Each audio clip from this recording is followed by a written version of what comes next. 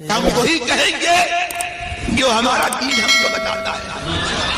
عمل کرو تو تمہارا بھلا ہے، نہیں کوئی عمل کرے تو نقصان ہمارا نہیں ہے، اسی کا نقصان. نحمده ونصلي ونسلم على رسوله الكريم أما بعد فأعوذ بالله من الشيطان الرجيم. بسم الله الرحمن الرحيم. وآخرين منهم لما يلحقوا بهم صدق الله العظيم. وبلغنا رسوله النبي الكريم ونحن على ذلك لمن الشاهدين والشاكرين والحمد لله رب العالمين. بارگاہ رسالت مآب صلی اللہ علیہ وسلم میں درود و سلام کا نذرانہ پیش کر لیں. اللہم صلی علی سیدنا و مولانا محمد وبارک وسلم صلاۃ و سلاما علیک یا رسول اللہ صلی اللہ تعالی علیہ وسلم. السلام علیکم ورحمۃ اللہ وبرکاتہ. امام اہل سنت اعلیٰ حضرت امام احمد رضا خان محدث بریلوی علیہ رحمت والرضوان ارشاد فرماتے ہیں، شافعی، احمد، مالک، امام حنیف، چار اماموں کا نام لیا اعلیٰ حضرت نے. شافعی، مالک، احمد، امام حنیف، چار باغ امامت پہ لاکھوں سلام. کاملان طریقت پہ کامل درود، کاملان طریقت پہ کامل درود، حاملان شریعت پہ لاکھوں سلام. امام اہل سنت اعلیٰ حضرت علیہ رحمت والرضوان نے ہمارے عقیدوں پر اس طرح سے پہرا دیا ہے کہ آج بھی اس کی خوشبو دنیا میں چاروں طرف محسوس کی جا رہی ہے. اور آج جتنے عاشق رسول پیدا ہو رہے ہیں یا جن کے قلم سے اللہ والوں کی شان میں قصیدے لکھے جا رہے ہیں یا جن کی زبانیں نعت رسول بیان کر رہی ہیں اور جنہوں نے بھی اللہ والوں کی شان میں، صحابہ کی شان میں، اہل بیت اطہار رضی اللہ عنہم کی شان میں اپنا جو کچھ بھی فریضہ ادا کیا ہے، کسی نے سچ کہا ہے جو کچھ ہے اس صدی میں وہ تنہا رضا کا ہے. اعلیٰ حضرت علیہ رحمت والرضوان کی بارگاہ کی ایک عظیم پروردہ جن کو دنیا صدر الافاضل کہتی ہے، سید نعیم الدین مراد آبادی رحمت اللہ تعالی علیہ، کنز الایمان شریف پر جن کا حاشیہ چڑھا ہوا ہے، انہی کے شاگرد ہیں جن کو دنیا حکیم الامت مفتی احمد یار خان نعیمی رحمت اللہ تعالی علیہ کہتی ہے. اب آپ اندازہ لگاؤ امام احمد رضا کا پلایا ہوا جام آج کس قدر خوشبو محسوس کرا رہا ہے اور کس قدر ایمانی نور جو ہے عطا کر رہا ہے. حضور حکیم الامت مفتی احمد یار خان نعیمی کیا فرماتے ہیں؟ ہمارے آقا، ہمارے مولا امام اعظم ابو حنیفہ، ہمارے آقا، ہمارے مولا امام اعظم ابو حنیفہ، ہمارے ملجا، ہمارے ماوا امام اعظم ابو حنیفہ.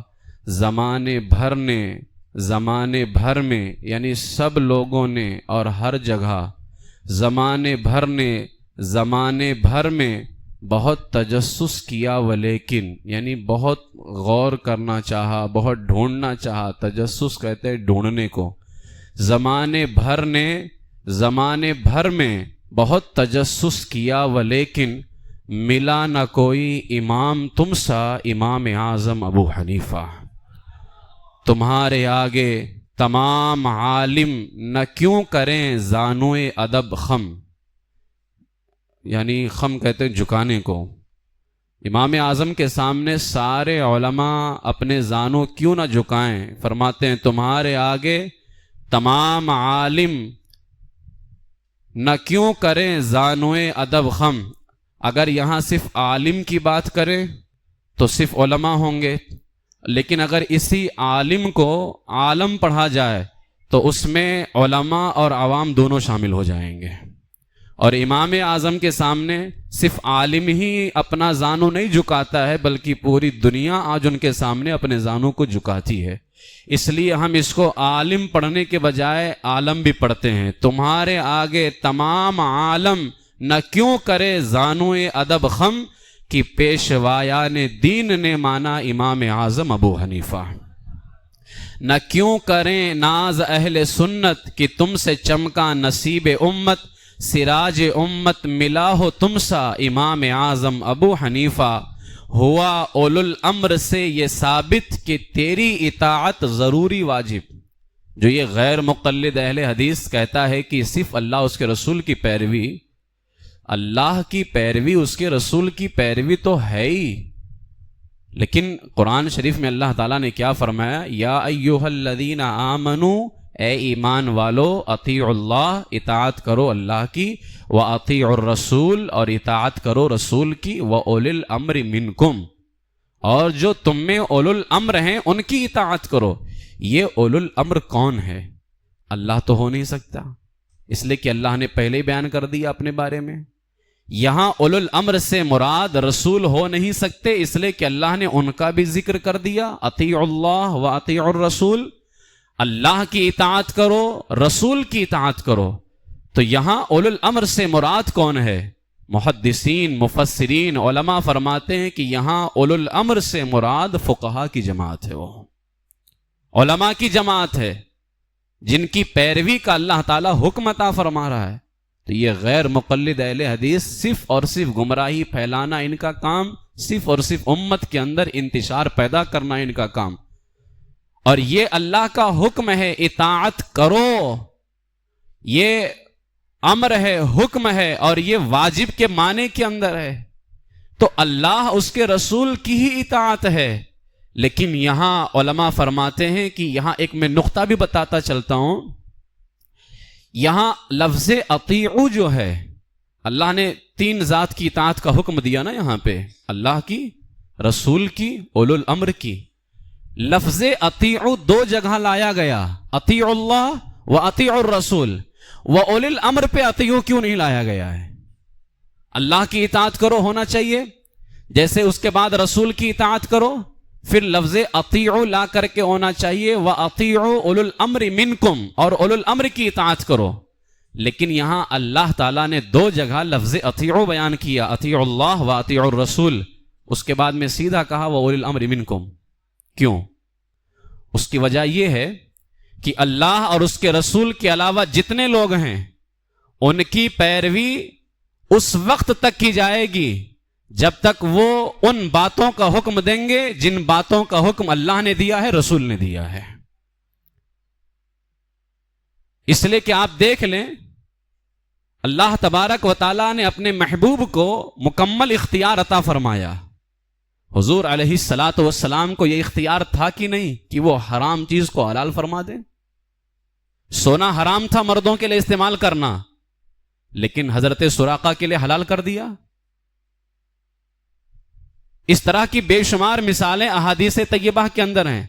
لیکن اب حضور کے بعد یہ حق کسی کو حاصل نہیں ہے، یہ حق اب کسی کو حاصل نہیں ہے. اسی لیے اللہ تعالیٰ نے لفظ اطیعو اپنے نام سے پہلے استعمال کیا اور اپنے رسول کے نام سے پہلے. لیکن جب اولو الامر علماء کی، فقہا کی بات کی تو یہاں لفظ اطیعو نہیں، کیونکہ ان کی الگ سے اطاعت نہیں ہے. علماء کی اطاعت اس وقت تک ہوگی جب تک کہ اللہ اس کے رسول کی باتوں کا حکم دیں گے. اسی سے اندازہ لگا سکتے ہیں کہ ہم امام اعظم ابو حنیفہ رضی اللہ تعالیٰ عنہ کی پیروی کرتے ہیں، اس وقت تک پیروی کرتے ہیں جب تک امام اعظم ہمیں ان باتوں کا حکم دیتے ہیں جن باتوں کا حکم اللہ اس کے رسول نے عطا فرمایا ہے. اب یہ اولو الامر میں اطاعت واجب ہے، تو مفتی احمد یار خان فرماتے ہیں ہوا اولو الامر سے یہ ثابت کہ تیری اطاعت ضروری واجب، خدا نے تم کو کیا ہمارا امام اعظم ابو حنیفہ. کسی کی آنکھوں کا تو ہے تارا، کسی کے دل کا بنا سہارا، مگر کسی کے جگر میں آرا امام اعظم ابو حنیفہ. جو تیری تقلید شرک ہوتی، محدثین سارے ہوتے مشرک.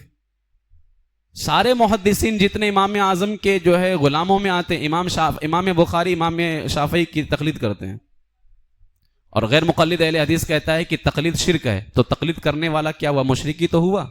اور جو مشرک ہوتا ہے اس کی حدیثوں کو بیان کرنے، جو حدیثیں بیان کرتا ہے اس کو کیسے تم مانتے ہو؟ امام بخاری تو تمہارے یہاں مشرک ہو گئے، اور شرک سے بڑا گناہ دنیا میں کوئی بھی نہیں ہے. شرک سے بڑا دنیا اللہ کی ذات میں کسی کو شریک کرنا، اس سے بڑا گناہ دنیا میں کوئی بھی نہیں ہے. اور تمہارے یہاں تقلید شرک ہے. امام بخاری نے امام شافعی کی تقلید کی اور تم بار بار کلمہ پڑھتے ہو امام بخاری نے بیان کیا کیا، امام بخاری نے بیان کیا کیا، امام بخاری نے بیان کیا کیا. امام بخاری تو اسی لیے آپ دیکھ لیں کہ بخاری شریف کے اندر رفع یدین والی حدیثیں موجود ہیں، اس لیے کہ مذہب شافعی کے اندر رفع یدین ہے. اس وجہ سے امام بخاری نے ان حدیثوں کو بخاری کے اندر بیان کیا ہے، رفع یدین والی حدیثوں کو. تو تمہارے نزدیک تو وہ مشرک ہو گئے. فرماتے ہیں جو تیری تقلید شرک ہوتی، محدثین سارے ہوتے مشرک. بخاری، مسلم، ابن ماجہ، امام اعظم ابو حنیفہ، سب کے سب مشرک ہوتے. کہ جتنے فقہا محدثین ہیں تمہارے خرمن سے خون اچھی ہیں. خرمن کہتے ہیں دامن کو، خوش اچھی کہتے ہیں فیض لینے کو. سب امام اعظم کے دامن سے فیض لیتے ہیں. کہ جتنے فقہا محدثین ہیں تمہارے خرمن سے خوش اچھی ہیں، ہوں واسطے سے کہ بے وسیلہ امام اعظم ابو حنیفہ. سراج تو ہے بغیر تیرے جو کوئی سمجھے حدیث و قرآن. سراج کہتے ہیں چراغ کو. سراج تو ہے بغیر تیرے جو کوئی سمجھے حدیث و قرآن. پھرے بھٹکتا نہ پائے رستہ امام اعظم ابو حنیفہ. یہ آج بھٹک بھی رہے ہیں، پھر بھی رہے ہیں. اس طرح کی بے شمار مثالیں ابھی میں کچھ آپ کے سامنے نظر رکھوں گا. خبر لے اے دستگیر امت، ہے سالک بے خبر پہ شدت. وہ تیرا ہو کر پھرے بھٹکتا امام اعظم ابو حنیفہ. یہ چند اشعار تھے جن کو مفتی احمد یار خان نعیمی رحمۃ اللہ تعالی علیہ نے بارگاہ سیدنا امام اعظم ابو حنیفہ رضی اللہ تعالیٰ عنہ میں اپنی غلامی کے طور پر پیش کیا. آج کی یہ محفل ہماری ان کی بارگاہ کے اندر خراج عقیدت پیش کرنے کے لیے ہے. اور تمام صحابہ کرام، تمام اہل بیت اطہار، تمام اللہ کے نیک محبوب بندوں کی بارگاہ میں خراج عقیدت پیش کرنے کے لیے محفل ہے. اللہ تعالی ہماری حاضری کو قبول فرمائے اور جو گفتگو ہو اللہ تعالی ہمیں اس پر عمل کی توفیق عطا فرمائے. حضرت سیدنا امام اعظم ابو حنیفہ رضی اللہ تعالی عنہ کی جو تاریخ ولادت ہے وہ آپ کی پیدائش سن 80 ہجری کے اندر کوفہ میں ہوئی ہے. حضور سید عالم صلی اللہ علیہ وسلم کے پردہ کرنے کے 70 سال کے بعد سن 80 ہجری کے اندر. اور آپ کے پوتے ہیں حضرت اسماعیل، امام اعظم کے پوتے. امام اعظم کے بیٹے کا نام ہے حماد، ان کے بیٹے کا نام ہے اسماعیل. تو آپ کے جو پوتے حضرت اسماعیل ہیں یہ فرماتے ہیں کہ ہم لوگ فارسی نسل ہیں، یعنی نسل کے اعتبار سے ہم لوگ فارس کے رہنے والے ہیں. کہاں کے رہنے والے؟ فارس. امام اعظم کی پیدائش کوفہ میں ہوئی ہے لیکن ہم لوگ نسلی اعتبار سے کیا ہیں؟ فارسی، یعنی فارس کے رہنے والے. اور فرماتے ہیں خدا کی قسم ہم کبھی کسی کی غلامی میں نہیں رہے. ہمارے دادا امام اعظم ابو حنیفہ رضی اللہ تعالیٰ عنہ سن 80 ہجری میں پیدا ہوئے. ان کے دادا، یعنی اب حضرت اسماعیل نے اپنے دادا کی بات کی تو ان کے دادا کون ہوئے؟ امام اعظم. اب امام اعظم کے دادا کون ہوئے؟ تو امام اعظم کے والد گرامی کا نام جو تھا ثابت. کیا نام تھا؟ ثابت. اور ثابت کے والد کا نام کیا تھا؟ یعنی امام اعظم کے دادا کا نام کیا تھا؟ نعمان. حضرت امام اعظم کا نام بھی نعمان ہے. تو والد نے باپ کی محبت میں بیٹے کا نام نعمان رکھا تھا. تو امام اعظم کے پوتے کا نام حامد، اسماعیل کے والد کا نام حماد جو امام اعظم کے بیٹے ہیں. ان کے باپ کا نام نعمان یعنی امام اعظم، ان کے باپ کا نام ثابت، ان کے باپ کا نام نعمان. تو امام اعظم کے پوتے کہہ رہے ہیں کہ میرے دادا یعنی امام اعظم کے دادا یعنی حضرت نعمان رضی اللہ تعالیٰ عنہ جو امام اعظم کے دادا ہیں، فرماتے ہیں کہ جب وہ اپنے بیٹے ثابت کو لے کر کے یعنی ہمارے دادا کے ابا جان حضرت ثابت کو لے کر کے مولا علی رضی اللہ تعالیٰ عنہ کی بارگاہ میں حاضر ہوئے تو مولا علی نے ان کے لیے یعنی ہمارے دادا کے ابا کے لیے اور ان کی اولاد کے لیے برکت کی دعا فرمائی. اور ہم اللہ تعالیٰ سے امید رکھتے ہیں کہ اللہ تعالیٰ نے ہمارے خاندان کے حق میں مولا علی کی دعا کو قبول فرما لیا ہے. تو جب حضرت نعمان جو ہے اپنے بیٹے ثابت کو لے کر کے مولا علی کی بارگاہ میں گئے تو مولا علی نے دعا دی کہ اللہ تمہاری نسلوں میں برکت پیدا فرمائے. تو اللہ تعالیٰ نے انہی ثابت کی اولادوں میں سے حضرت امام اعظم کو پیدا فرمایا ہے. تو وہ فرماتے ہیں کہ اللہ تعالیٰ نے ہمارے حق میں مولا علی کی دعا کو قبول فرما لیا ہے. میرے آقا سید عالم صلی اللہ تعالیٰ علیہ وسلم کے عظیم صحابی حضرت ابو ہریرہ رضی اللہ تعالیٰ عنہ یہ فرماتے ہیں کہ حضور علیہ السلام نے فرمایا لو کان الدین عند الثریا. اچھا یہ الگ الگ روایتیں، ایک روایت میں لو کان الدین ہے، ایک روایت میں لو کان العلم ہے، ایک روایت میں لو کان الایمان ہے.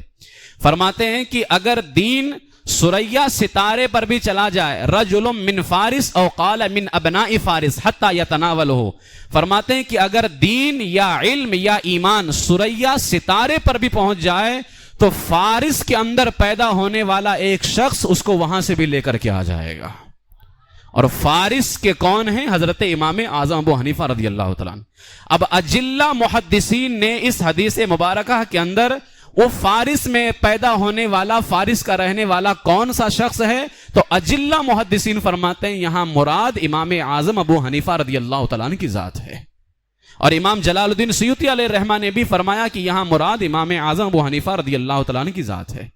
حضرت سیدنا امام اعظم کی شان کیا ہے؟ ایک روایت ہے حضرت جبریل امین علیہ السلام بارگاہ رسول میں حاضر ہوئے اور عرض کی یا رسول اللہ، حضرت لقمان کے پاس حکمت کا اتنا بڑا ذخیرہ تھا حضرت لقمان کے پاس کہ اگر وہ اپنے حکمت سے ایک دانہ بیان فرماتے تو ساری دنیا کی حکمتیں آپ کے سامنے ہاتھ باندھ کر کے کھڑی ہوتی تھی. اتنی زیادہ حکمت حضرت لقمان کے پاس.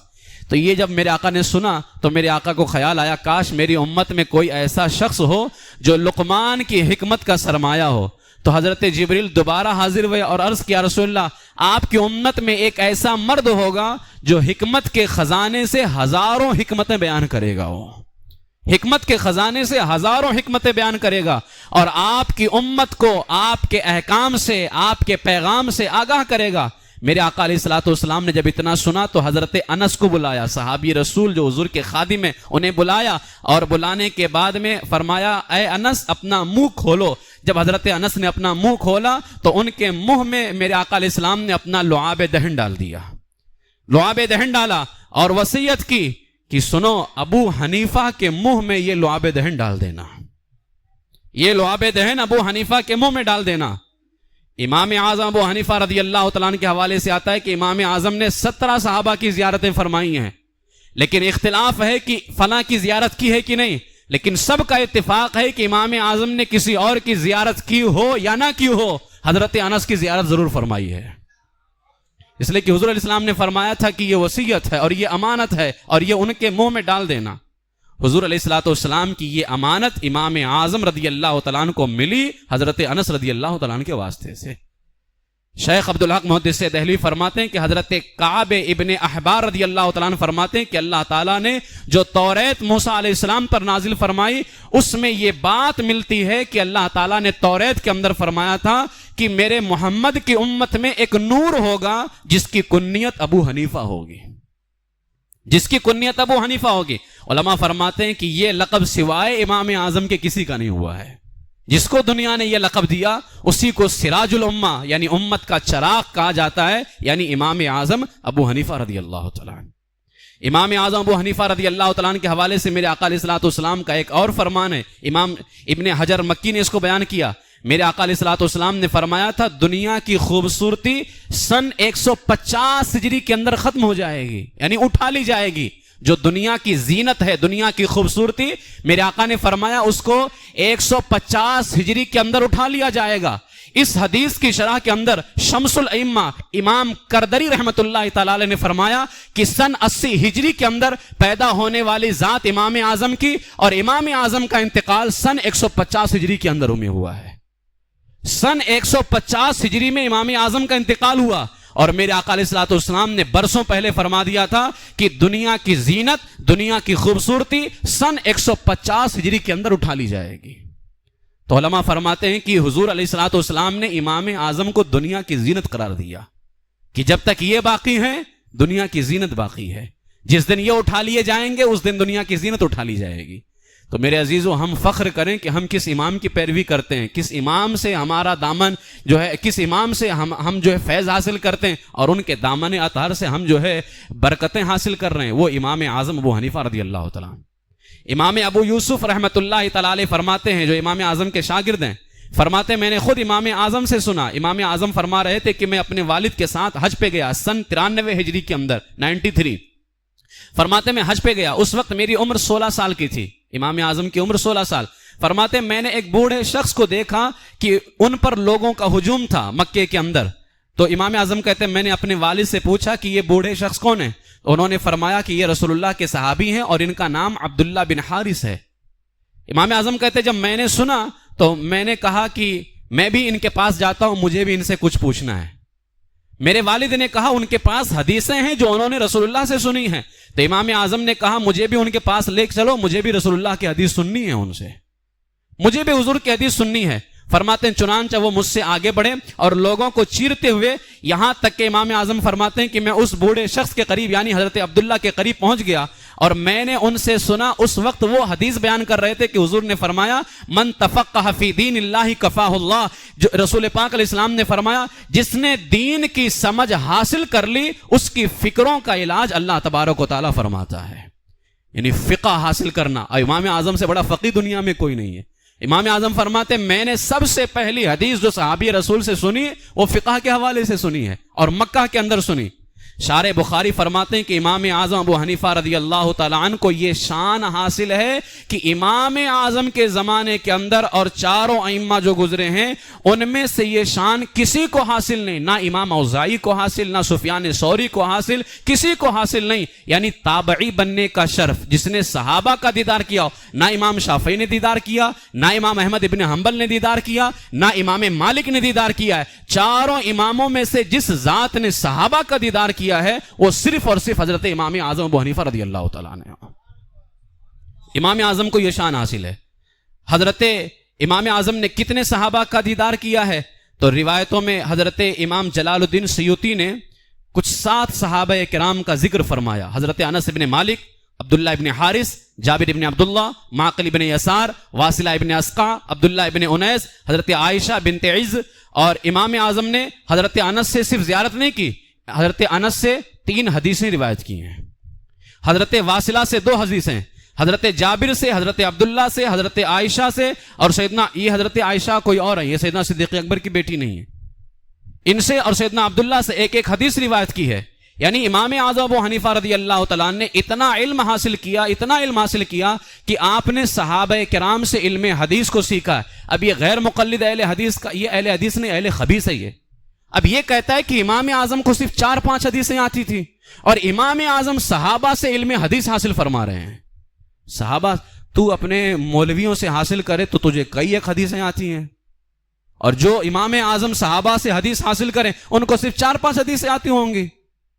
امام اعظم ابو حنیفہ رضی اللہ تعالیٰ نے علم حدیث صحابہ کرام سے سیکھا. امام اعظم ابو حنیفہ رضی اللہ تعالیٰ جب ابتدائی تعلیم حاصل کر لیتے ہیں اس کے بعد آپ بزنس کی طرف متوجہ ہو گئے. ابتدائی تعلیم حاصل کرنے کے بعد بزنس کی طرف، اور بہت کامیاب جو ہے آپ بزنس مین تھے. پھر آپ کے دل میں علم حاصل کرنے کا شوق پیدا ہوا، اور اس کی وجہ کیا بنی؟ فرماتے ایک دن میں بازار جا رہا تھا، کوفہ کے مشہور محدث امام شعبی رحمۃ اللہ تعالی علیہ سے ملاقات ہو گئی. انہوں نے مجھ سے کہا بیٹا کیا کام کرتے ہو؟ میں نے کہا بازار میں کاروبار کرتا ہوں. فرمایا تم کام نہ کرو، علماء کی مجلس میں بیٹھا کرو. امام اعظم سے کہا کہ علماء کی مجلس میں بیٹھا کرو. مجھے تمہاری پیشانی پر علم و فضل کے آثار نظر آ رہے ہیں، تم کام نہ کرو، تم سے پوری دنیا کا کام ہونے والا ہے، لہذا تم نہ کام نہ کرو، تم علماء کی مجلس میں بیٹھا کرو. امام اعظم کہتے ہیں ان کے اس فرمان نے میرے دل پر اثر کیا اور میں نے علم دین حاصل کرنے کا راستہ اختیار کر لیا. امام اعظم ابو حنیفہ رضی اللہ تعالیٰ عنہ تو پہلے ہی علم کلام یعنی عقائد کا علم حاصل کر چکے تھے اور کئی مناظرے بھی کر چکے تھے امام اعظم ابو حنیفہ رضی اللہ تعالیٰ عنہ. لیکن جب آپ نے دیکھا کہ ضرورت سب سے زیادہ کس چیز کی ہے تو فقہ کی طرف، مسائل کی طرف، اس لیے کہ اس وقت ضرورت تھی قرآن و احادیث سے نئے مسائل کا استنباط کرنا. تو امام اعظم ابو حنیفہ رضی اللہ تعالیٰ عنہ اپنے استاد حضرت امام حماد رحمۃ اللہ تعالیٰ علیہ کے قریب میں جا کر کے بیٹھنے لگے. اور اچھا ایک واقعہ تو امام شعبی کا پیش آیا ہی. پھر امام اعظم ابو حنیفہ رضی اللہ تعالیٰ عنہ جا رہے تھے امام حماد کے یہاں، ایک عورت آ گئی تو اس نے سوچا کہ لگتا ہے یہ بھی بہت بڑے فقیہ ہیں. اس عورت نے مسئلہ پوچھ لیا امام اعظم سے، جبکہ اس وقت آپ نے علم فقہ سیکھا نہیں تھا. اس عورت نے مسئلہ کیا پوچھا؟ مسئلہ یہ تھا کہ آپ بتائیے ایک شخص اپنی بیوی کو طلاق دینا چاہتا ہے لیکن وہ طلاق سنت کے مطابق دینا چاہتا ہے تو کیا طریقہ اختیار کرے؟ سنت کے مطابق طلاق دینا چاہتا ہے تو سنت کے مطابق طلاق دینے کے لیے طریقہ کیا ہوگا؟ امام اعظم نے کہا کہ جاؤ حضرت حماد سے پوچھو، حضرت حماد سے پوچھو اور جو وہ جواب دیں گے آ کے مجھے بتا دینا تاکہ میرے علم میں بھی اضافہ ہو جائے گا۔ کہا جاؤ ان سے پوچھو۔ وہ حضرت حماد کی بارگاہ میں گئی تو آپ نے فرمایا کہ جو اپنی عورت کو طلاق دینا چاہتا ہے وہ آدمی عورت کو اس طہر میں، طہر کہتے ہیں پاکی کو، پاکی یہ ماہواری کے بعد جو ایام آتے ہیں نا، پاکی کا زمانہ، انہی کو طہر کہا جاتا ہے۔ امام حماد نے فرمایا کہ وہ بندہ اپنی عورت کو اس طہر میں طلاق دے جس میں اس نے جمع نہ کیا ہو، یعنی ماہواری کے بعد پاکی کے ایام آئے اور پھر اس میں جمع نہ کیا، ملاقات نہ کیا، اس میں وہ آدمی اپنی عورت کو طلاق دے اور الگ ہو جائے، ایک طلاق دے کر کے الگ ہو جائے، یہاں تک کہ 3 ماہواری گزر جائے تو ایک طلاق دینے کے بعد رجوع کا حق ہوتا ہے۔ اگر 3 عدت کے اندر رجوع نہ کیا جائے تو عورت خود ہی نکاح سے باہر ہو جاتی ہے۔ امام حماد رحمۃ اللہ تعالیٰ نے فرمایا کہ جب 3 ایام پورے ہو جائیں گے اس عورت کے، عورت غسل کرے اور اب دوبارہ وہ کسی اور سے نکاح کرنے کے لیے آزاد ہو جائے گی۔ یہ جواب جب امام اعظم ابو حنیفہ رضی اللہ تعالیٰ تک پہنچا تو امام اعظم نے مکمل تہیہ کر لیا کہ اب میں علم فقہ حاصل کروں گا، اس لیے کہ ایک واقعہ پیش ابھی سیکھنے جا رہے ہیں کہ ایک واقعہ پیش آ گیا، مسئلہ پوچھا گیا تو آپ کے دل میں یہ بات بیٹھ گئی کہ مسائل پوچھنے والے بہت زیادہ ہیں، لہٰذا نئے نئے مسائل پیدا ہو رہے ہیں، ان کو جواب بتائے گا کون؟ تو آپ کے دل میں یہ بات گھر کر گئی کہ اب مجھے علم فقہ کو سیکھنا ہے۔ سیدنا امام اعظم ابو حنیفہ رضی اللہ تعالیٰ حضرت حماد کی بارگاہ میں جانے لگے، اور حال یہ ہوتا تھا کہ امام اعظم ابو حنیفہ اتنے ذہین تھے، ان کی ذہانت کو دیکھ کر کے امام حماد نے فرمایا ابو حنیفہ میرے سامنے بیٹھا کرو، پہلی صف میں بیٹھا کرو۔ پہلے پیچھے رہتے تھے، جب ذہانت کو دیکھا تو فرمایا کہ میرے سامنے بیٹھا کرو۔ سالوں تک کے یہ سلسلہ جاری رہا۔ امام اعظم ابو حنیفہ رضی اللہ تعالیٰ نے کوفہ میں موجود 93 حدیث کے استاذوں سے علم حدیث حاصل کیا۔ اس کے بعد میں آپ نے جو ہے اشارے بخاری فرماتے امام اعظم ابو حنیفہ رضی اللہ تعالیٰ نے کوفہ کے تمام مشائخ حدیث سے علم حدیث حاصل کیا، لیکن ابھی امام اعظم بننا ہے تو امام اعظم بننے کے لیے کچھ ضرورت ہے، امام اعظم ایسے نہیں بن جائے گا کوئی۔ فرماتے ہیں پہلا سفر امام اعظم نے 96 ہجری کے اندر مدینہ شریف کا کیا، 96 ہجری کے اندر، اور امام اعظم نے اپنی عمر میں 55 حج کیا ہے۔ کتنا حج کیا؟ 55 حج۔ اب 96 ہجری، اور امام اعظم کا انتقال کب ہوا ہے؟ 150 ہجری کے اندر۔ 50 ادھر لے لو اور 96 سے 100 ادھر لے لو، کتنے ہو گئے؟ 55 ہو گئے۔ شارح بخاری فرماتے امام اعظم نے جب بارگاہ رسول میں جانا شروع کیا، ہر سال جاتے تھے، مرتے وقت تک کے، انتقال کے وقت تک کے، وصال کے وقت تک کے، کبھی بھی بارگاہ رسول میں جانے میں کمی نہیں ہوئی۔ بس اچانک وقت آیا اور اللہ کی جانب سے یہ پیغام آیا، 55 مرتبہ حضور کی بارگاہ میں روضہ رسول پر حاضری دیا، اور 150 ہجری کے اندر بارگاہ رسول میں حاضری دے رہے ہیں وہ۔ تو 55 حج امام اعظم ابو حنیفہ رضی اللہ تعالیٰ نے فرمایا، 96 سے حج کرنا شروع کیا اور 55 حج کیا اور 150 کے اندر انتقال ہو گیا، تو 50 ادھر کے 5 ادھر کے 55 ہو جاتے ہیں۔ تو امام اعظم ابو حنیفہ رضی اللہ تعالیٰ وہاں جب گئے تو وہاں ملاقات ہو گئی حضرت عطا سے۔ حضرت عطا ابن رباح مکہ معظمہ کے اندر یہ محدثین کے، حدیث بیان کرنے والوں کے بڑے بڑے عالم تھے حضرت عطا، اور یہ تابعی ہیں، ان کو صحابیت کا درجہ، ان کو جو ہے صحابہ کرام کا دیدار کا جو ہے شرف حاصل ہے حضرت عطا کو۔ اور حضرت عبداللہ ابن عمر رضی اللہ تعالیٰ عنہ فرماتے تھے ان کے بارے میں، حضرت عطا کے بارے میں، عطا کے ہوتے ہوئے لوگ میرے پاس کیوں آتے ہیں، یعنی عطا سے مسئلہ پوچھا کریں، حضرت عطا ابن ابی رباح سے۔ جب امام اعظم حج کرنے گئے تو حضرت عطا سے ملاقات ہو گئی۔ حضرت عطا رضی اللہ تعالیٰ عنہ کو جب امام اعظم نے دیکھا تو ان کی بارگاہ میں شاگرد بن کر کے حاضر ہوئے امام اعظم حضرت عطا کی بارگاہ میں۔ اچھا، جب حاضر ہوئے تو حضرت عطا نے جانتے ہو کیا پوچھا؟ کہا بتاؤ تمہارا عقیدہ کیا ہے؟ اس سوال پر میں توجہ چاہتا ہوں۔ حضرت عطا نے پوچھا تمہارا عقیدہ کیا ہے بتاؤ۔ اب بتاؤ آج جو لوگ یہ کہتے ہیں کہ کیا ضرورت ہے پوچھنے کی کہ سنی ہو کہ کیا ہو، تو یہ تو بالکل پاگلوں اور بیوقوفوں کی والی بات ہے۔ ہمارے بزرگان دین جب ملتے تھے تو پوچھتے تھے کہ عقیدہ کیا ہے، اور کیا تم پاگل ہو چکے ہو کہ آج کے زمانے کے اندر سوائے اہل سنت و جماعت کے کسی کے عقیدے ٹھیک نہیں ہیں؟ اگر کسی کا عقیدہ اور نظریہ صحیح ہے تو الحمدللہ اللہ کی قسم صرف اور صرف اہل سنت و جماعت ہے وہ جس کا عقیدہ ٹھیک ہے۔ تو یہ پوچھنے میں حرج کیا جاتا ہے کہ تم سنی ہو کہ نہیں سنی ہو؟ اور جو اپنے آپ کو کہلاتے ہیں ہاں ہم سنی ہیں، بولنے کی کیا ضرورت ہے، پوچھنے کی کیا ضرورت ہے، بعد میں خود ہی پتا چل جائے گا. بعد میں کیا پتا چلے گا؟ جب سارا رائتا پھیل جائے گا تب پتا چلے گا. ساری گڑبڑی کر دے گا تب تم پتا کر کے کیا کرنے والے ہو. تو جو لوگ یہ کہتے ہیں کہ ہم حضرت سنی ہیں، پوچھنے کی کیا ضرورت ہے، ایسے لوگوں کی سنیت کے بارے میں شک ہے. اس لیے کہ عبداللہ ابن مبارک فرمایا کرتے تھے اگر کوئی امیر معاویہ کے حوالے سے اچھا خیال نہیں کرتا ہے تو مجھے اس کے عقیدے میں شک ہو جاتا ہے. تو اگر کوئی اس زمانے میں کہے کہ میں سنی ہوں اور پھر سنی کے بارے میں پوچھنے میں ڈرتا بھی ہے کہ کیا ضرورت ہے پوچھنے کی، تو اس کی سنیت میں شک ہے. حضرت عطا نے سب سے پہلا سوال امام اعظم سے کیا، بتاؤ تمہارا عقیدہ کیا ہے. اب جب سوال کیا تو امام اعظم نے کیا کہا، میں اللہ کو ایک مانتا ہوں، توحید والا ہوں. جیسے یہ وہاں بھی غیر مقلد اہل حدیث نعرہ لگاتے پھر رہا ہوتا ہے. امام اعظم ابو حنیفہ رضی اللہ تعالیٰ سے جب پوچھا عقیدہ کیا ہے تو آپ نے فرمایا میں اللہ کے محبوبوں کو یعنی بزرگوں کو برا نہیں کہتا. پہلا جواب یہ تھا، میں اللہ کے بزرگوں کو محبوبوں کو برا نہیں کہتا. اور اس وقت ایک فرقہ پیدا ہوا تھا نا، خارجی فرقہ، جو گنہگار کو کافر کہتا تھا، گناہ کبیرہ کرنے والا کافر ہو جاتا ہے. امام اعظم نے فرمایا کہ میں گنہگار کو کافر نہیں کہتا، مطلب میں خارجی نہیں ہوں. میں گنہگار کو کافر نہیں کہتا مطلب میں خارجی نہیں ہوں.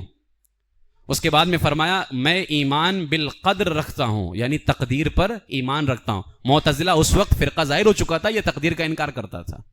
تو امام اعظم ابو حنیفہ رضی اللہ تعالیٰ نے 3 جواب دیے، میں اللہ کے محبوب بندوں کو برا نہیں کہتا، اور میں گنہگار کو کافر نہیں کہتا، اور میں اللہ کی تقدیر پر ایمان رکھتا ہوں، یعنی جو اللہ کی طرف سے مقدر ہے میرا اس پر ایمان ہے.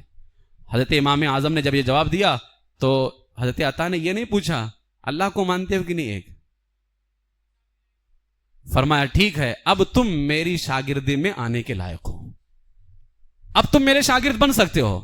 اس سے پتا چلا کہ اگر کوئی یہ جواب دے کہ میں اللہ والوں کو برا نہیں کہتا، اللہ والوں سے محبت کرتا ہوں، آپ خود ہی سمجھ جاؤ کہ یہ جب اللہ والوں سے محبت کرتا ہے تو اللہ سے بھی محبت کرتا ہوگا. ارے اللہ والوں کو جو کچھ حاصل ہے وہ اللہ ہی کا تو دیا ہوا ہے. جب ان سے محبت کرتا ہے تو دینے والے سے محبت کیوں نہیں کرے گا؟ لہٰذا اگر کوئی ادھر کا نام لے کر کے جواب دیتا ہے تو شک تو ہو سکتا ہے، لیکن اگر کوئی اللہ والوں کا نام لے کر کے جواب دے تو اس میں کوئی شک نہیں رہ جاتا. اور یہ ہمیں درس دیا حضرت عطا ابن رباح رضی اللہ تعالیٰ نے. حضرت عطا نے ان کو اپنی بارگاہ تقریباً 22 سال امام اعظم ابو حنیفہ رضی اللہ تعالیٰ نے حضرت عطا کی بارگاہ کے اندر خدمت حدیث کرتے رہے، یعنی حدیث پاک کا علم حاصل کرتے رہے. بتاؤ 22 سال میں امام اعظم نے صرف 5 حدیث پڑھا تھا. 22 سال میں امام اعظم نے صرف 5 حدیثیں پڑھا غیر مقلد اہل حدیثوں کے اعتبار سے. لہٰذا میرے عزیزو، حضرت امام اعظم ابو حنیفہ رضی اللہ تعالیٰ نے اتنا علم حاصل کیا. آج جو غیر مقلد کہتے ہیں کہ وہ تو اپنی سوچ سے مسئلہ بتاتے تھے، اپنے قیاس سے جو ان کے دل میں آیا مسئلہ بتا دیا. امام باقر رضی اللہ تعالیٰ کی بارگاہ میں امام اعظم گئے تو لوگوں نے کہا یہ ابو حنیفہ ہیں. امام باقر نے کہا وہ تم ہی ہو جو میرے نانا کی سنتوں کو بدلتے ہو حدیثوں کو اور اپنے خیال سے مسئلہ بتاتے ہو. تو امام اعظم نے کہا حضور میں کچھ عرض کروں، اجازت دیں تو میں کچھ کہوں. امام باقر نے فرمایا کہ ٹھیک ہے. امام اعظم نے پوچھا بتاؤ مرد کمزور ہے یا عورت؟ امام اعظم نے کہا یا امام باقر ارشاد فرمائے کہ مرد کمزور ہے یا عورت کمزور؟ فرمایا عورت کمزور ہے. تو امام اعظم نے فرمایا کہ وراثت میں حصہ زیادہ کس کو ملتا ہے؟ کہا مرد کو 2 ملتا ہے، عورت کو 1 ملتا ہے. تو امام اعظم نے فرمایا اگر میں اپنے قیاس سے مسئلہ بتاتا تو ہمارا قیاس تو یہ کہتا ہے کہ جو کمزور ہے اس کو ڈبل ملنا چاہیے، لیکن یہاں تو مرد کو ڈبل مل رہا ہے، عورت کو 1 حصہ مل رہا ہے. تو گویا کہ میں اپنے قیاس سے مسئلہ نہیں بتاتا ہوں، میں وہی بتاتا ہوں جو اللہ نے قرآن میں نازل فرمایا یا رسول پاک علیہ الصلوۃ والسلام نے اپنی حدیثوں میں بیان فرمایا ہے. امام اعظم ابو حنیفہ رضی اللہ تعالیٰ نے پھر فرمایا حضور نماز افضل ہے یا روزہ افضل ہے؟ کہا نماز افضل ہے. امام اعظم نے فرمایا حضور آپ کہہ رہے ہیں نماز افضل ہے، تو حضور بتائیے اگر عورت روزہ رکھ رہی ہو اور اس کو ناپاکی کے دن آ جائیں تو اب روزہ رکھنے کا حکم نہیں ہے، روزہ چھوڑے گی. جب اس کی ناپاکی کے دن ختم ہو جائیں وہ اپنے روزوں کو رکھے گی دوبارہ، یعنی قضا کرے گی. اگر 3 روزے چھوٹے ہیں تو 3 رکھے گی، 5 چھوٹے ہیں تو 5. لیکن حضور یہ تو بتائیے اگر مہینے میں 4-5 دن کی نمازیں چھوٹ جائیں تو کیا وہ بعد میں نمازوں کی قضا کرے گی؟ فرمایا نہیں. تو کہا حضور ابھی تو آپ نے فرمایا کہ نماز افضل ہے، تو قضا تو نماز کی ہونی چاہیے، روزے کی نہیں ہونی چاہیے، اس لیے کہ نماز افضل ہے، روزہ افضل نہیں ہے. امام اعظم نے فرمایا گویا میں اپنے سے نہیں کہتا ہوں، نانا جان نے فرمایا تھا آپ کے کہ نماز کی قضا کی جائے گی تو ابو حنیفہ بھی کہتا ہے روزے کی قضا کی جائے گی تو ابو حنیفہ بھی کہتا ہے روزے کی قضا کی جائے گی، نماز کی قضا نہیں کی جائے گی. یہ امام اعظم نے فرمایا. اس کے بعد امام اعظم ابو حنیفہ رضی اللہ تعالیٰ عنہ کے اس جواب پر اتنا خوش ہوئے امام اعظم ابو حنیفہ رضی اللہ تعالیٰ عنہ کے جواب سے کھڑے ہو گئے، اور کھڑے ہونے کے بعد آپ نے امام اعظم کی پیشانی کو چوم لیا، امام اعظم کی پیشانی کو، اور فرمایا جب تک تم جیسا امام اس امت کے اندر موجود ہے میرے نانا کی حدیثوں کو کوئی نہیں بدل سکتا ہے. امام اعظم ابو حنیفہ رضی اللہ تعالیٰ اپنے سے مسئلہ نہیں بتاتے تھے. حضرت امام اعظم ابو حنیفہ رضی اللہ تعالیٰ جب شریعت کا علم اور طریقت، کیونکہ علم طریقت بھی آپ نے امام جعفر صادق سے، امام باقر رضی اللہ تعالیٰ عنہ سے سیکھا، جب شریعت اور طریقت کا علم سیکھ لیا تو پھر امام اعظم گوشہ نشین ہو گئے، بالکل تنہائی میں چلے گئے. ایک دن میرے آقا علیہ الصلوۃ والسلام خواب میں تشریف لے کر کے آئے، اور آپ نے آنے کے بعد فرمایا ابو حنیفہ یہ گوشہ نشینی ترک کرو، اس کو چھوڑو اور لوگوں کو درس دو. اس چیز کو حضرت داتا گنج بخش علی حجویری فرماتے ہیں کہ شروع میں امام اعظم نے گوشہ نشین ہونے کا ارادہ فرمایا تو میرے آقا علیہ الصلوۃ والسلام نے اپنی زیارت سے مشرف فرمایا اور فرمایا اے ابو حنیفہ تیری زندگی سنت کو زندہ کرنے کے لیے ہے، لہٰذا گوشہ نشینی کو چھوڑ دے. حضرت داتا گنج بخش فرماتے ہیں جب امام اعظم کو حضور کا یہ فرمان ملا تو امام اعظم نے تنہائی چھوڑ دی، اور پھر اس کے بعد سے آخری وقت تک کے امام اعظم ابو حنیفہ رضی اللہ تعالیٰ عنہ حضور کی سنتوں کو زندہ کرنے کے اندر لگ گئے. وہ تو ان کو کام جو سونپا ہے یہ رسول اللہ نے سونپا ہے، اور یہ غیر مقلد اہل حدیث کہتا ہے کہ معاذ اللہ انہوں نے تو اپنے سے کیا ہے، اپنی سوچ سے کیا ہے، اپنے خیالات سے کیا ہے. بتاؤ ان کا انتخاب تو حضور نے فرمایا، کیا کسی ایسے آدمی کا انتخاب حضور فرمائیں گے سنتوں کو زندہ کرنے کے لیے؟ حضرت سیدنا امام اعظم ابو حنیفہ رضی اللہ تعالیٰ عنہ اتنے بڑے عالم تھے، علماء فرماتے ہیں کہ امام اعظم سے جتنا فیض عوام کو ملا ہے اتنا فیض کسی عالم سے نہیں ملا ہے. سب سے زیادہ جس سے فیض عوام کو ملتا ہے وہ امام اعظم سے، اور امام اعظم کے شاگردوں میں محدث بھی ہیں، فقیہ بھی ہیں، مفتی بھی ہیں، قاضی بھی ہیں، مجتہد بھی ہیں. آپ دیکھ لیں امام ابو یوسف، امام محمد، امام ظفر، یہ وہ لوگ ہیں جو خود قرآن و حدیث سے مسئلہ نکالنے کی طاقت رکھتے تھے، اور یہ سب امام اعظم کے شاگرد ہیں. اسی طریقے سے امام اعظم نے ایک موقع پہ فرمایا یہ میرے 36 صحابہ ہیں، یعنی میرے 36 شاگرد، صحابہ ساتھی کو کہتے ہیں، فرمایا میرے 36 صحابہ ہیں جن میں سے 28 قاضی بننے کی طاقت رکھتے ہیں. اور نکاح پڑھانے والا قاضی نہیں، قاضی بننے کی طاقت رکھتے ہیں.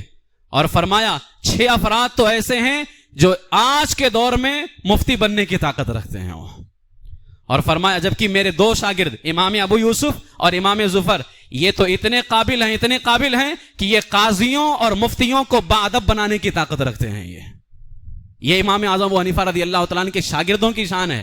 اسی لیے ایک مرتبہ حضرت امام اعظم کے استاد امام اعمش رحمۃ اللہ تعالیٰ علیہ سے کسی نے پوچھا تھا آ کر کے 100 سوال. تو حضرت امام اعظم کے جو استاد تھے امام اعمش، ان کی بارگاہ کے اندر امام اعظم نے 2 سال حدیث سیکھا. امام اعمش ہر سوال کے جواب میں کہتے مجھے نہیں معلوم، مجھے نہیں پتا، اس لیے کہ انہوں نے صرف حدیث پڑھا ہوا تھا.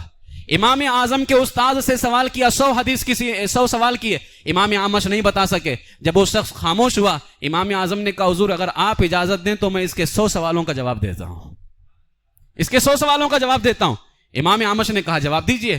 امام اعظم کھڑے ہو گئے اور فرمایا تیرا پہلا سوال یہ تھا فلاں حدیث سے یہ مسئلہ نکلتا ہے، دوسرا سوال یہ تھا فلاں حدیث سے یہ مسئلہ نکلتا ہے، تیسرا سوال یہ تھا فلاں حدیث سے یہ مسئلہ نکلتا ہے. جب 100 سوالوں کے جواب امام اعظم ابو حنیفہ نے دے دیا تو امام اعمش نے کہا اے ابو حنیفہ آخر یہ سارے سوالوں کے جواب تم کہاں سے بتا رہے ہو؟ امام اعظم نے فرمایا حضور فلاں دن فلاں حدیث آپ سے پڑھی تھی اس سے یہ مسئلہ نکلتا ہے، فلاں دن آپ سے یہ حدیث پڑھی اس سے یہ مسئلہ نکلتا ہے. جب امام اعمش نے دیکھا کہ مجھ سے ہی حدیث پڑھنے والا اور اسی حدیث سے مسئلہ نکال کر کے بتا رہا ہے، امام اعمش کھڑے ہو گئے اور فرمایا اے فقہا کی جماعت، اے مفتیوں کی جماعت، تم ڈاکٹر ہو اور ہم میڈیکل اسٹور والے ہیں، اور اے امام اعظم تمہاری شان تو ایسی ہے کہ تمہارے پاس میں دوائیاں بھی ہیں اور دوائی کس علاج میں لگتی ہے تم کو یہ بھی معلوم ہے. یعنی میڈیکل والے کو یہ نہیں پتا کہ کون سی دوائی کس علاج. یہی وجہ ہے کہ آج آپ دیکھ لیں کوئی بھی دوائی میڈیکل کی ہو، کھانسی کی ہے سب کو معلوم ہے کھانسی کی، لیکن پھر بھی لکھا رہتا ہے ڈاکٹر سے پوچھ کے کرنا. ڈاکٹر سے پوچھ کے کرنا کیوں لکھا رہتا ہے؟ کیا وجہ ہے؟ تو کیا یہ غیر مقلد ڈاکٹر کے پاس نہیں جاتا ہے؟ یہ ڈاکٹر کے پاس نہیں جاتا جبکہ میڈیکل والا کہہ رہا ہے کہ یہ کھانسی کی ہے تو پی جا، پھر بھی ڈاکٹر کے پاس جاتا ہے. وجہ کیا ہے؟ حضرت امام اعمش نے فرمایا تھا اے فقہا کی جماعت تم لوگ وہ ہو جو ڈاکٹر ہیں اور ہم میڈیکل، یعنی ہمارے پاس صرف حدیث ہیں جیسے میڈیکل والے کے پاس صرف دوائیاں ہوتی ہیں، لیکن اس کو یہ نہیں پتا کون سی دوائی کس مرض کے اندر کام آنے والی ہے. ایسے ہی ہم محدث ہیں، ہمارے پاس صرف حدیثیں ہیں، کس حدیث سے کیا مسئلہ نکلے گا ہمیں اس کا علم ہی نہیں ہے. لیکن اے ابو حنیفہ تمہاری شان تو سب سے الگ ہے، تم تو میڈیکل اسٹور والے بھی ہو اور تم بہترین ڈاکٹر بھی ہو، یعنی عظیم محدث بھی ہو اور عظیم فقیہ بھی ہو. تمہارے پاس میں حدیثیں بھی ہیں اور کس حدیث سے کیا مسئلہ نکلے گا تمہیں اللہ نے اس کا بھی علم عطا فرمایا ہے. یہ امام اعظم ابو حنیفہ رضی اللہ تعالیٰ حضرت امام اعظم ابو حنیفہ رضی اللہ تعالیٰ کہ اللہ تبارک و تعالیٰ نے انہیں ایسی شان عطا فرمائی. امام اعظم کی بارگاہ کے اندر امام شافعی ایک مرتبہ، اس کو اعلی حضرت نے فتاوی رضویہ کے اندر بیان کیا، جب امام اعظم کی بارگاہ میں امام شافعی آئے، آپ سب جانتے ہیں امام شافعی 4 اماموں میں سے ایک امام ہے. ان کے مذہب کے اندر کیا ہے؟ صبح کی نماز میں دعائے قنوت پڑھتے ہیں.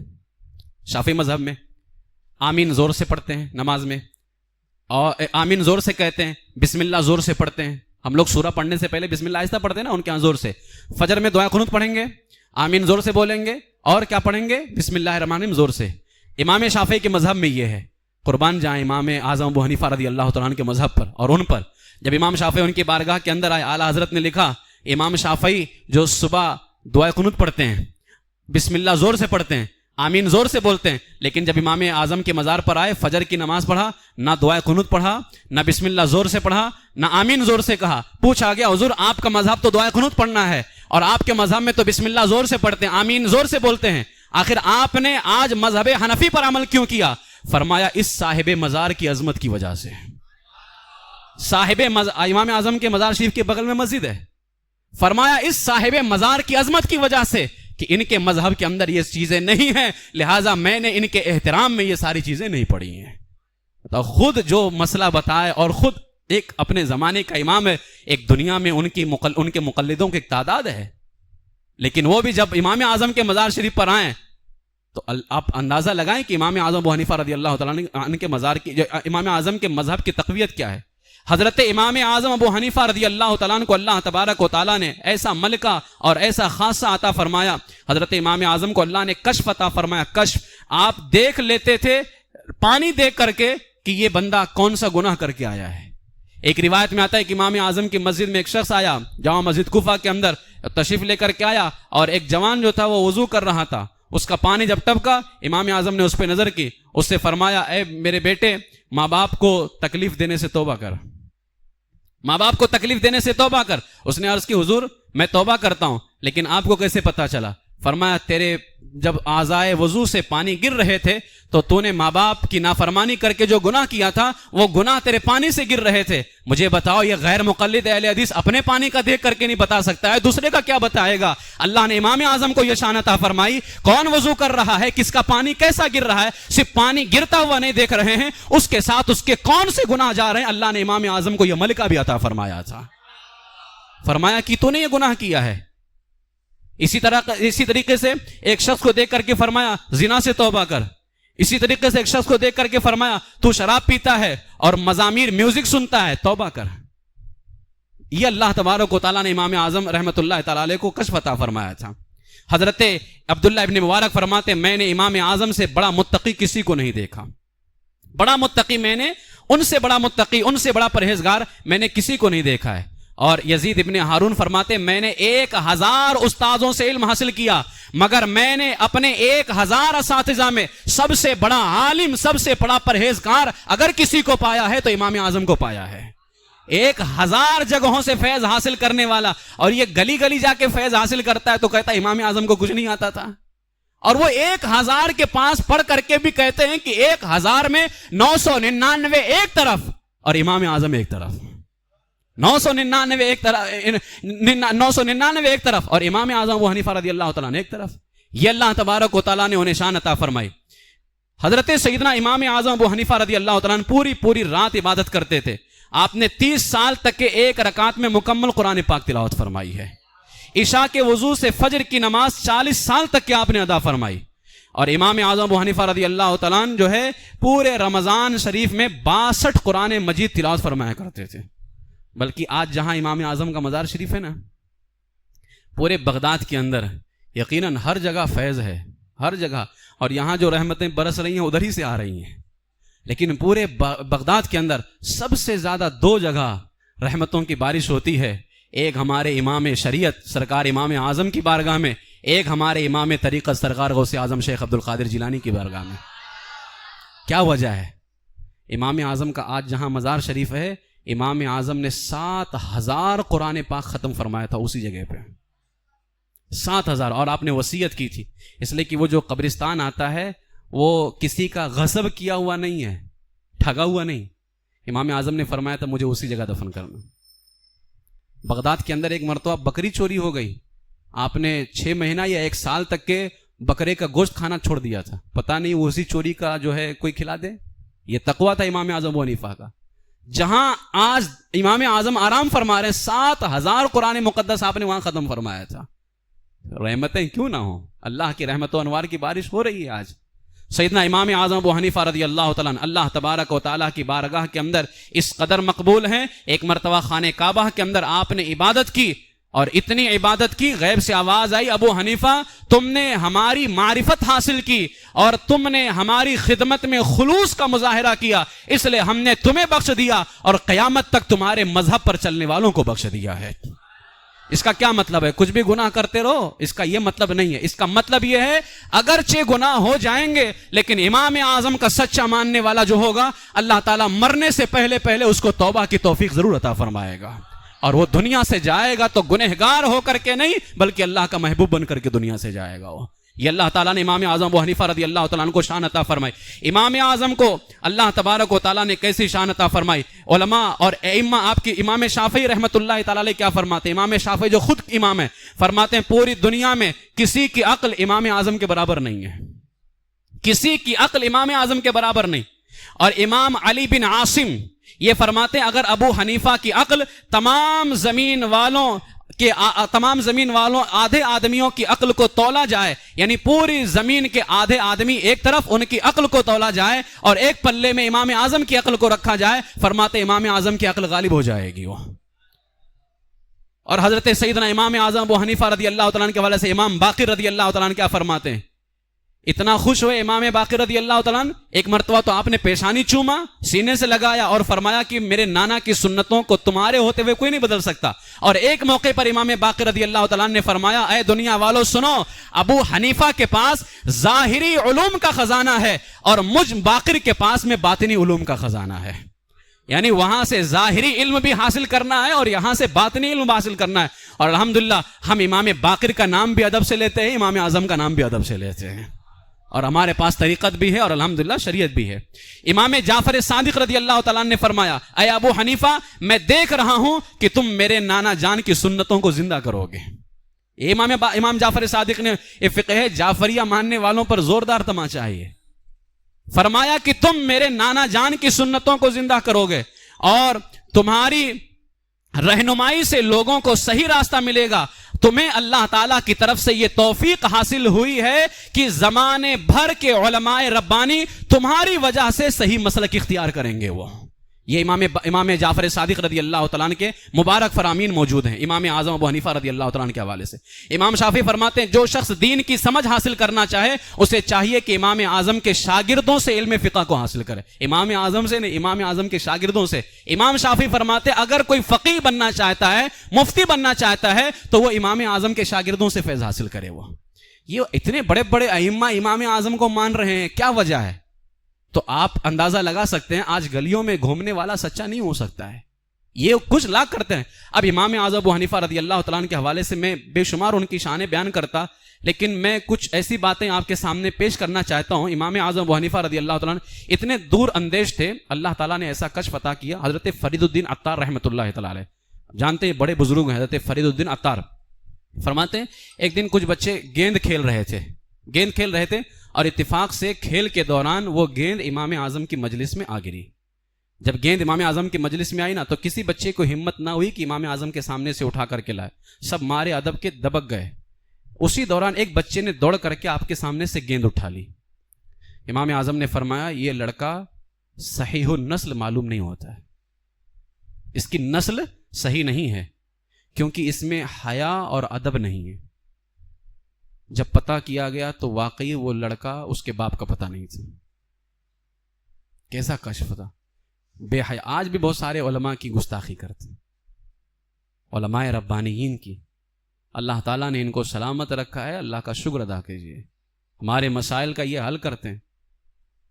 آپ کو کیا معلوم آج حضور تاج الشریعہ نہیں ہے. بڑے بڑے علماء جب کسی مسئلے میں پھنستے ہیں تو آج ان کی کمی محسوس ہو رہی ہے، لیکن اللہ تعالیٰ کا دین ہے. اللہ تعالیٰ یقیناً قادر ہے اس بات پر کہ وہ حضور تاج الشریعہ کیا ان سے بہتر کروڑوں کو پیدا کر سکتا ہے وہ اپنے دین کی. لیکن کمی تو محسوس ہو رہی ہے نا.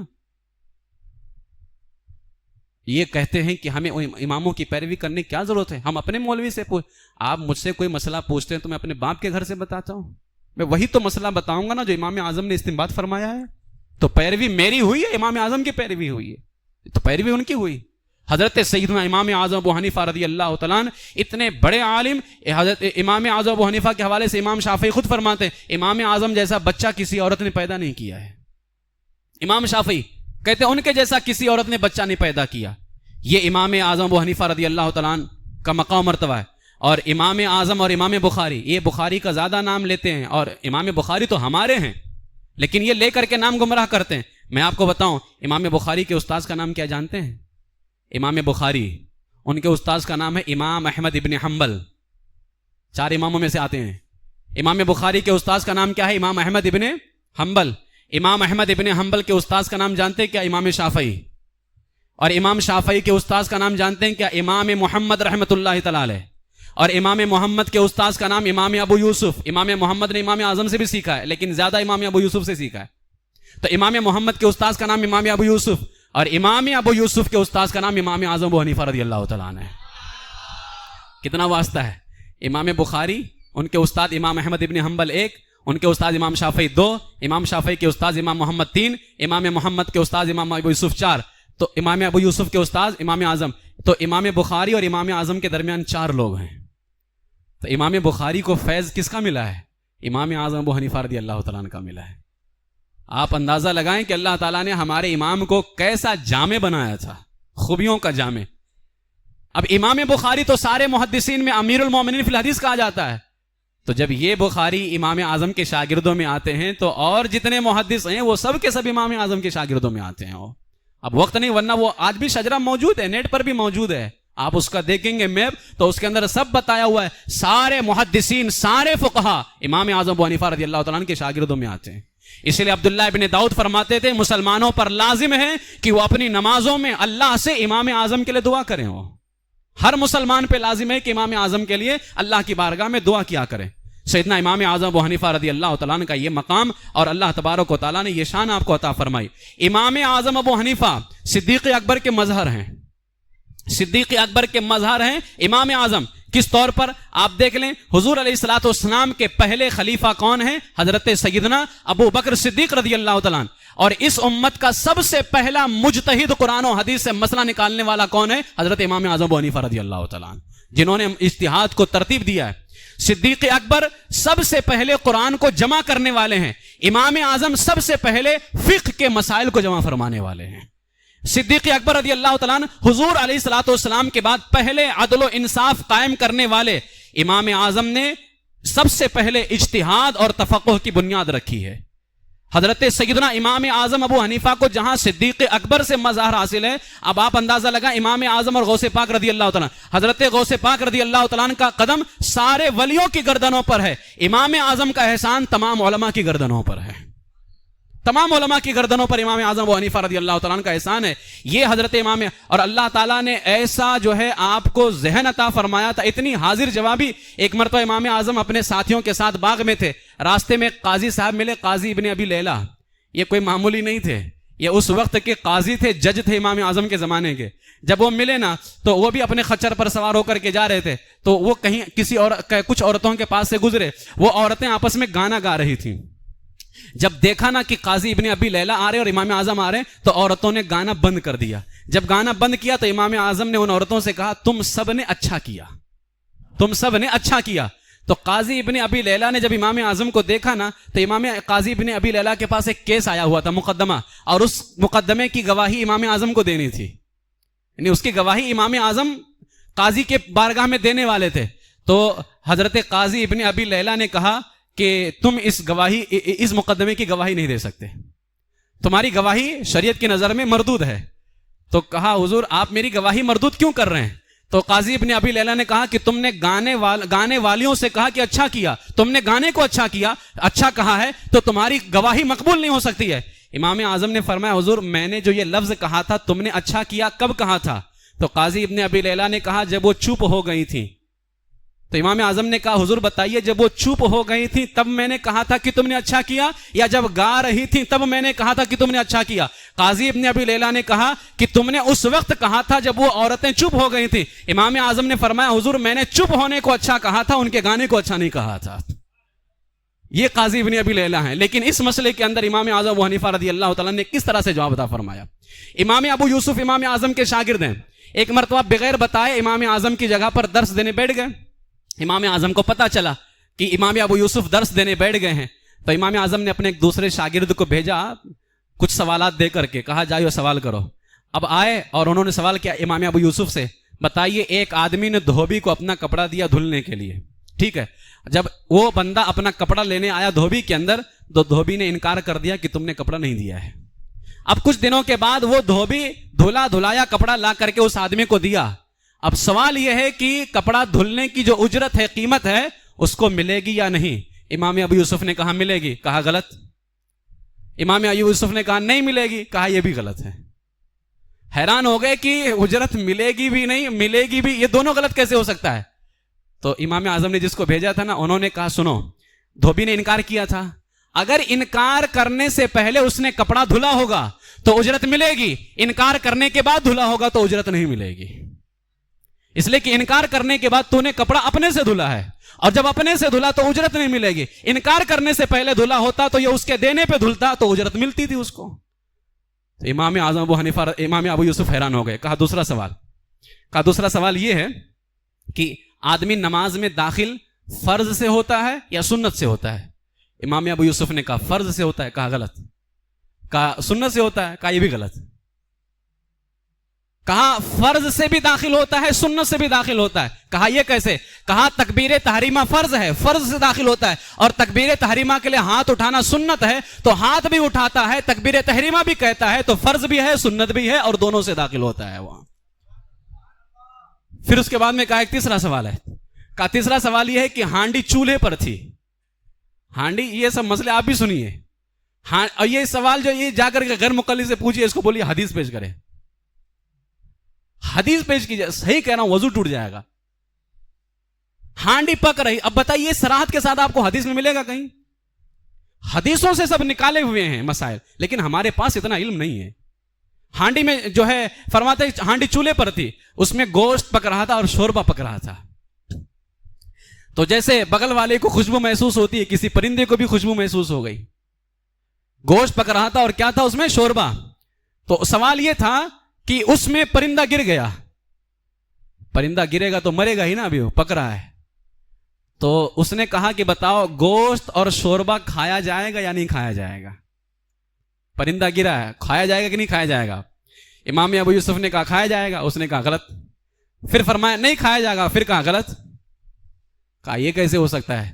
تو انہوں نے کہا اگر پرندہ گرنے سے پہلے گوشت پک چکا تھا، پرندہ گرنے سے پہلے گوشت پک چکا تھا تو گوشت کو 3 بار دھل کر کے کھایا جائے اور شوربہ پھینک دیا جائے، اور اگر گوشت پکنے کے بعد گرا ہے تو پورا کا پورا پھینک دیا جائے گا. امام ابو یوسف رحمۃ اللہ تعالی علیہ سمجھ گئے کہ یہ بھیجنے والا کون ہے. اپنی غلطی کا احساس ہو گیا. امام اعظم کی بارگاہ میں پہنچے تو امام اعظم نے فرمایا انگور پکنے سے پہلے ہی توڑ لیا. نہیں، انگور پکنے، اب بتائیے اتنے بڑے امام ابو یوسف جو امام اعظم کے شاگرد ہیں، جب اس مسئلے کے اندر خطا ہو سکتی ہے، اور کبھی کہتے ہیں غلط، کبھی کہتے یہ، کبھی کہتے وہ، کہتے دونوں غلط، تو یہ آج کل کا پیدا ہونے والا یہ کیسے بتا سکتا ہے؟ امام اعظم نے فرمایا کہ انگور پکنے سے پہلے توڑ لیا. ایک شخص کا اپنی بیوی سے جھگڑا ہوا، اس کی بیوی پانی کا پیالہ اٹھائے آ رہی تھی. اس نے کہا اگر تم نے پانی پیا تو طلاق، پھینکا تو بھی طلاق. کرے تو کیا کرے وہ عورت؟ پی لیا تو بھی طلاق ہے، پھینک دیا تو بھی طلاق ہے، اور اگر کسی اور کو پینے کے لیے دیا تو بھی طلاق ہے. ایک صورت بچتی تھی کسی کو پلا دے، لیکن وہ بھی پیا تو بھی طلاق، پلایا تو بھی طلاق، پھینکا تو بھی طلاق. کیا کرے؟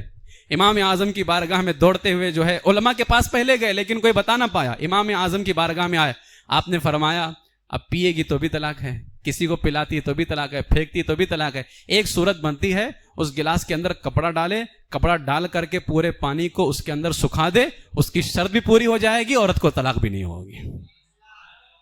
اب یہ اہل حدیث کو بولو قرآن سے حدیث سے ثابت کرے. یہ مسئلہ اس سے پوچھو اور جواب پوچھو کہ جواب کیا ہوگا، اور جو جواب دے اس کا جواب کہاں سے لینا ہے؟ قرآن اور حدیث سے لینا ہے. اس لیے کہ ان کے یہاں اصول ہے نا، فرمان خدا فرمان رسول، اہل حدیث کو 2 اصول. تو اسی 2 اصول کے اندر اس کو پھنسا کے رکھیے، ایسا پھنسائیے کہ وہ پھنسا ہی رہ جائے گا. امام اعظم کی بارگاہ میں ایک مسئلہ پیش کیا گیا کہ ایک شخص نے قسم کھائی تھی انڈا نہیں کھائے گا.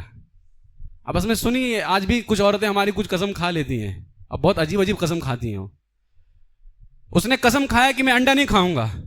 اچھا، اسی نے پھر ایک دن قسم کھا لیا کہ فلاں آدمی کے جیب میں ہے جو میں وہ کھاؤں گا، اور جب جیب میں سے نکالا گیا تو انڈا ہی نکلا.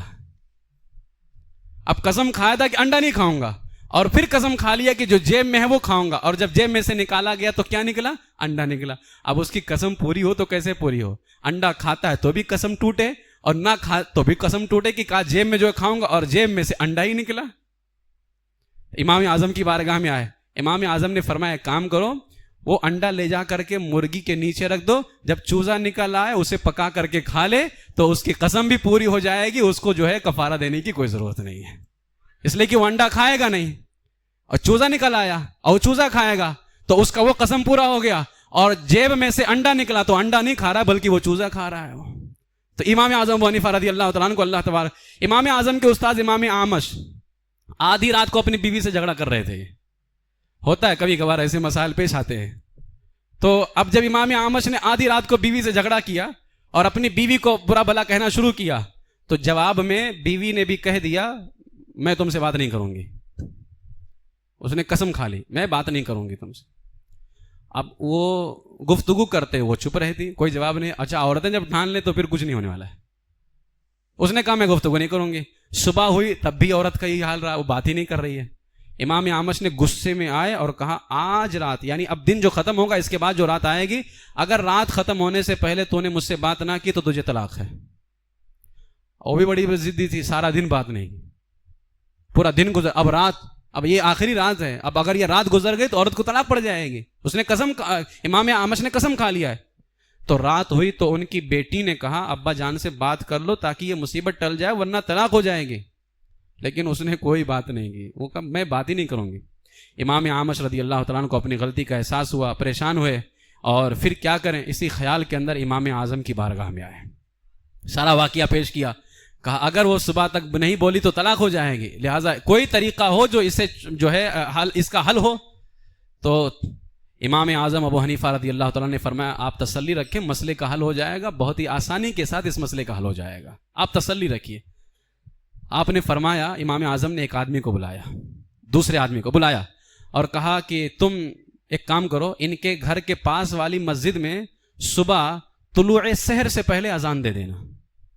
طلوع سحر سے پہلے اذان کب ہوتی ہے؟ فجر کی، جب رات ختم ہو جاتی ہے نا. اور قسم کیا کھایا تھا؟ رات ختم ہوئی تو تجھے طلاق ہے. امام اعظم نے اس آدمی سے کہا رات ختم نہیں ہوگی، طلوع سحر سے پہلے ہی جو ہے تم اذان دے دینا. اس کے بعد امام اعمش کو فرمایا کہ آپ گھر چلے جائیے. اب اس بندے نے جا کر کے جو ہے وقت سے پہلے ہی فجر کی اذان دے دی. جب اس نے اذان دی نا تو عورت نے اذان سن کر کے کہا شکر ہے، اپنے امام اعمش سے کہا شکر ہے تم سے جان چھوٹی. جیسے ہی امام اعمش نے اتنا سنا تو کہا کہ تم مجھ سے چھوٹی نہیں ہو، اس لیے کہ ابھی صبح ہوئی نہیں ہے، ابھی صبح ہوئی نہیں ہے، اس لیے کہ امام اعظم نے پہلے اذان دلوا دیا ہے. یہ اللہ تبارک و تعالیٰ نے امام اعظم کو ملکہ عطا فرمایا تھا. آپ حقیقت میں حیران ہو جائیں گے، امام اعظم کو اللہ تبارک و تعالیٰ نے ایسا ملکہ عطا فرمایا تھا، اور ایسی حاضر جوابی، اس طرح کے بے شمار اور سینکڑوں مسائل. ابھی اہل حدیث آج کہتا ہے کہ ہم جو ہے سیدھا قرآن و حدیث سے مسئلہ نکالیں گے. قرآن و حدیث سے سیدھا مسئلہ نکالنے والے جو ہے اکثر جن کے پاس حدیثیں ہوتی نا، جیسے آج بھی بہت سارے جن کے پاس جواب نہ ہو تو الٹا سیدھا جو ہے کیوں کیا کیوں کیا کیوں کیا. ایک محدث تھے ابن سائت نام سے، بیٹھے ہوئے تھے، بہت محدث تھے وہ. ایک عورت آئی، کہا حضور میرے کنویں میں مرغی گر گئی ہے، اب کنواں ناپاک ہے کہ پاک ہے؟ اب محدث تھے، انہوں نے فرمایا مرغی کیسے گر گئی؟ اچھا اس کو مسئلہ بتانا تھا، کہا مرغی کیسے گر گئی؟ تو اس نے کہا حضور کنواں کھلا تھا. کہا کنواں کیوں کھلا تھا؟ کنواں کیوں کھلا تھا؟ آپ اندازہ لگائیں کہ محدث ہیں اپنے زمانے کے، لیکن اس کا جواب بتائیں تو کیسے بتائیں؟ امام میرا آقا علیہ الصلوۃ والسلام نے کیا فرمایا حدیث پاک میں؟ کسی کی کھیتی کو سیراب نہ کرو، زرع لغیرہ، کسی کی کھیتی کو سیراب نہ کرو. یہاں کھیتی سے مراد غیر محرم عورت ہے، یعنی زنا مراد ہے نا. کسی کی کھیتی، اس لیے کہ قرآن میں عورت کو کھیتی کہا گیا ہے. اور حضور نے کیا فرمایا؟ کسی غیر کی کھیتی کو سیراب نہ کرو، مطلب تھا کہ زنا نہ کرو کسی غیر عورت. ایک محدث نے جب اس حدیث کو پڑھا تو وہ محدثین کی جماعت میں بیٹھے ہوئے تھے، کہا یہ تو ہم لوگ بہت بڑی غلطی کر رہے تھے. ابھی تک ہم لوگوں کے کھیت میں جو پانی بچ جاتا تھا ہم وہ دوسرے کھیت والے کو دے دیتے، بغل کے والے کھیت کو. اکثر گاؤں میں ہوتا ہے نا کہ پانی زیادہ ہو گیا تو بغل والے میں چھوڑ دیتے ہیں. ہم لوگ تو حدیث کے خلاف کام کر رہے تھے کہ اس حدیث میں کہا گیا کسی غیر کی کھیتی کو سیراب نہ کرو، اور ہم لوگ اپنے کھیت کا بچا ہوا پانی دوسرے کھیت کو دے دیتے تھے. اب بتائیے، وہ کہتے اب آج سے ہم جو ہے کسی کھیت کو پانی نہیں دیں گے، جبکہ مراد یہاں پہ زنا ہے. حضور علیہ الصلوۃ والسلام نے جو ہے حلق سے منع کیا ہے. حلق کہتے ہیں جمعہ کی نماز سے پہلے گھیرا لگا کر کے بیٹھنا، اس کو حلق کہتے ہیں. اب بتائیے، حلق کو ایک محدث 40 سال تک یہ حلق پڑھتے رہے ہو. حلق کہتے ہیں نا سر منڈانے کو، حلق کرانا عمرہ اور حج میں استعمال ہوتا ہے. اب جمعہ سے پہلے حضور نے گھیرا لگا کے بیٹھنے سے منع کیا ہے، اور وہ کہتے تھے جمعہ سے پہلے حضور نے سر چھلانے سے منع کیا ہے. اس کو حلق پڑھتے، اس لیے کہ قرآن و حدیث سب عربی میں ہے، اس کو سمجھیں گے کیسے؟ لیکن یہ غیر مقلدوں کو پتہ نہیں کیا ہو گیا، اہل حدیثوں کو ایسی بیماری، ایسا حائزہ پھٹا ہوا، کہتے کہ ہم سیدھا عمل جو ہے قرآن و حدیث پہ عمل کریں. اچھا، جو لوگ اس طرح کا دعویٰ کرتے ہیں ان کا حال بھی بہت خطرناک ہوتا ہے. ایک دیہاتی تھا، گاؤں کا رہنے والا، علم والوں کی بارگاہ میں گیا تو وہ علم والے جو تھے نا قیام اللیل کے بارے میں بات کر رہے تھے. قیام اللیل، قیام اللیل کا معنی کیا ہوتا ہے؟ قیام کا معنی ہوتا ہے کھڑا ہونا، اور لیل کہتے ہیں رات کو. اگر لغوی اس کا ترجمہ کریں تو رات کو کھڑا ہونا معنی ہے، لیکن قیام اللیل بولا کس لیے جاتا ہے؟ جو راتوں کو عبادت کرتے ہیں ان کو قیام اللیل کہا جاتا ہے. تو دیہاتی کو کہا گیا تم بھی قیام اللیل کرتے ہو؟ اس نے پوچھا قیام اللیل کا مطلب، تو اس کو لغوی معنی بتایا گیا کہ قیام کا معنی کھڑا ہونا، لیل کا معنی رات، تو رات کو کھڑا ہونا. تو دیہاتی کہنے لگا ہاں میں بھی قیام اللیل کرتا ہوں. تو علماء نے پوچھا اچھا کیسے کرتے ہو؟ کہنے لگا ابول و ارجع و انام، اٹھتا ہوں پیشاب کرتا ہوں پھر جا کے واپس سو جاتا ہوں. ہو گیا، رات کو کھڑا ہو گیا. یہ حال ہوتا ہے، اٹھتا ہوں کھڑا ہوتا ہوں پھر جا کے واپس سو جاتا ہوں. جبکہ قیام اللیل سے مراد کیا ہے؟ رات کی نماز، یعنی راتوں کو کھڑا ہونا. ایک محدث اور بھی تھے، تو وہ جب استنجا کرتے تو وتر کی نماز پڑھتے تھے. جب استنجا کرتے وتر پڑھتے، اور کہتے کہ حضور نے فرمایا من استنجا فلیوتر، جو استنجا کرے وہ وتر سے. تو جب استنجا کرتے وہ وتر پڑھتے. کسی نے کہا حضور اس کا مطلب یہ نہیں ہے، اس کا مطلب یہ ہے کہ وتر کہتے ہیں نا جو ہے طاق عدد کو 3. تو حضور نے فرمایا کہ جب استنجا کرو تو 3 ڈھیلوں سے پاکی استعمال کرو. یہاں 3 ڈھیلے مراد ہیں، لیکن انہوں نے کیا سمجھا؟ وتر. تو جب استنجا کرتے وتر پڑھتے تھے. آپ اندازہ لگائیے، یہ ان لوگوں کا حال ہے جن کے پاس میں حدیث ہے. ایک غیر مقلد ہاتھ باندھ کر کے جو ہے ایک غیر مقلد کتا باندھ کے نماز پڑھتا تھا. اہل حدیث تھا، کیا باندھ کے نماز پڑھتا تھا؟ وہ کتا باندھ کر کے نماز پڑھتا تھا. تو اسے پوچھا گیا تم کتا باندھ کے نماز کیوں پڑھتے؟ اب اگر کتا باندھ کر کے نماز پڑھنا تو مسجد میں کتنے سارے ہو جائیں گے. اسے کہا کہ تم کتا باندھ کے نماز پڑھتے ہو، کیا وجہ ہے؟ تو اس نے کہا حدیث میں آیا ہے. بہت عجیب جواب رہتا ہے، حدیث میں آیا ہے. حدیث میں کون سی حدیث میں آیا کتا باندھ کے نماز پڑھو؟ یہ وہی والا حال ہو گیا. ہمارے ایک جماعت اہل سنت کے عالم علامہ مشتاق نظامی صاحب، وہ جا رہے تھے تو دیکھا کہ گاؤں میں جو ہے ایک آدمی خوب ہل کے نماز پڑھ رہا ہے، خوب ہلے جا رہا ہے. تو آپ نے اسے پوچھا یہ کون سی نماز ہے؟ یہ وائبریٹ موڈ پہ جو ہے یہ کون سی نماز ہے؟ تو اس نے کہا کہ بخاری میں ہے. بتائیے، اتنے بڑے عالم سے کہتا بخاری میں ہے. آج کچھ یہ خطرناک مولائی ہم سے کہتے من کنت مولا کا مطلب یہ ہوتا ہے. تو آج جاہل بھی علماء کو سمجھانے لگ گئے. تو اس نے کہا بخاری میں. اب علامہ مشتاق نظامی صاحب حیران، میں پوری زندگی بخاری پڑھتا رہا، یہ حدیث کیسے چھوٹ گئی؟ یہ ہل کر کے نماز پڑھنے والی حدیث کیسے میرے سے رہ گئی؟ کہا اچھا تم لے کر کیا بخاری؟ گیا تو ایک اردو والی بخاری لے کر کیا ہے. اب بتائیے، ترجمہ تھا وہ. جس نے ترجمہ کیا ہوگا وہ فرمان خدا فرمان رسول میں آتا ہے. اہل حدیث کے 2 اصول، فرمان خدا فرمان رسول. خیر کہا کہ ٹھیک ہے وہ حدیث دکھاؤ. جب حدیث دکھی نا تو وہ عربی حدیث کا ترجمہ تھا کہ حضور علیہ الصلوۃ والسلام نماز ہلکی پڑھتے تھے. اس لیے کہ زمانے رسالت مآب میں عورتیں بھی مسجد میں آتی تھی نا, بوڑھے بھی رہتے, تو حضور ان بوڑھوں کا عورتوں کا خیال کرتے ہوئے نماز زیادہ لمبی قرت نہیں, نماز ہلکی پڑھتے.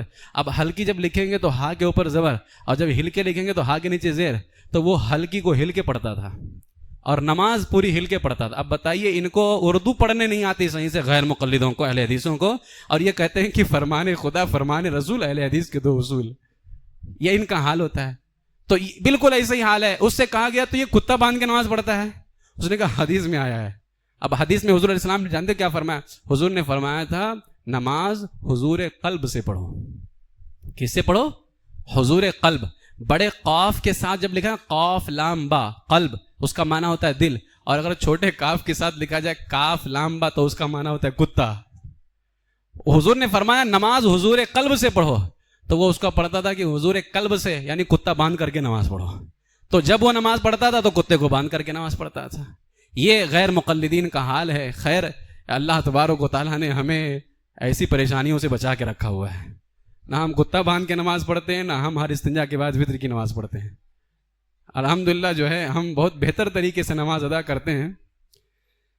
اللہ تبارک و تعالیٰ نے سیدنا امام اعظم ابو حنیفہ رضی اللہ تعالیٰ عنہ کو ایسا ملکہ عطا فرمایا, اور آپ نے لاکھوں کی تعداد میں آپ نے مسائل استنباط کیا. پھر آپ کے امام محمد رحمۃ اللہ تعالی علیہ, امام شافعی کے استاذ ہیں نا, تو شاگرد نے دعوت کی امام محمد کی, اور بہت سن کر کے رکھا تھا کہ استاذ رات بھر عبادت کرتے رہتے ہیں. تو امام شافعی نے پانی وانی رکھ دیا وضو کرنے کے لیے کہ ہو سکتا ہے حضرت جو ہے ابھی اٹھیں گے رات میں تو عبادت کر لیں گے, وضو بنا. امام محمد بستر پہ گئے, امام شافعی صبح اٹھے تو دیکھا کہ پانی ایزی رکھا ہوا ہے. پھر امام محمد کو سوتا بیڈ پر لیٹتا ہوا بھی دیکھا تھا. کہا کہ تو پھر ان کو وضو کرنا چاہیے تھا. اور آپ نے اپنی بیٹی سے بھی کہا تھا کہ میرے استاذ بڑے پابند ہیں, تہجد گزار ہیں, عبادت کرتے ہیں راتوں کو. بیٹی نے کہا ابو جان آپ تو کہتے تھے کہ وہ رات بھر پڑھتے, لیکن وہ تو رات بھر سوتے رہے, اور اگر کم سے کم سویا تھا تو کچھ دیر سو کر کے اٹھ جاتے, اور اگر اٹھے تھے تو پانی کیوں رکھا ہوا ہے, وضو نہیں کیا. امام شافعی رضی اللہ تعالیٰ عنہ بحران. آپ نے پوچھا حضور بات کیا ہے؟ امام محمد جو امام ابو یوسف کے بھی شاگرد ہیں, امام اعظم کے بھی شاگرد, انہوں نے کہا کہ تم رات بھر اپنی فکر میں تھے, اپنی عبادت کر رہے تھے, اپنے آپ کو بچا رہے تھے, اور آج رات میں اپنے بستر پر لیٹ کر صرف آنکھیں بند کر کے رکھا تھا, میں سو نہیں رہا تھا, اور صرف آج رات میں نے امت مصطفیٰ کے لیے قرآن و حدیث سے 1000 مسائل کا استنباط کیا. میں نے یہ امام اعظم کے شاگرد تھے.